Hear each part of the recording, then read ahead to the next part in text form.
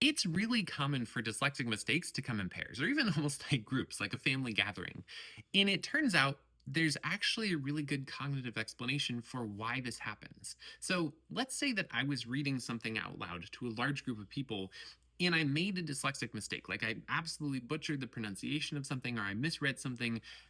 And it was just an awful moment where I suddenly felt flustered or frustrated or embarrassed. And therefore, there was a spike in my stress level. When our stress level gets spiked, as often happens when we make dyslexic mistakes, that impacts our cognitive functioning. Like that can overwhelm our working memory, that can negatively impact our processing speed and our ability to access certain systems that our brain uses for processing language, that can negatively impact our executive functioning ability and our ability to kind of self monitor what are the words that are coming out of my mouth and to even correct some of those things as they're happening.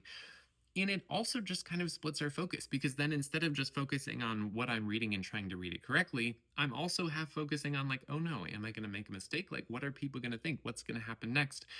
And the combination of all of that makes it really likely to actually make more mistakes. Which is why, if you're a dyslexic person and you want to learn how to, or like get better at making less groupings of mistakes, it's really valuable to learn how to accept that your dyslexia is part of who you are. To accept that, yeah, these are mistakes that will happen. These are going to be a part of my life experience throughout my whole life.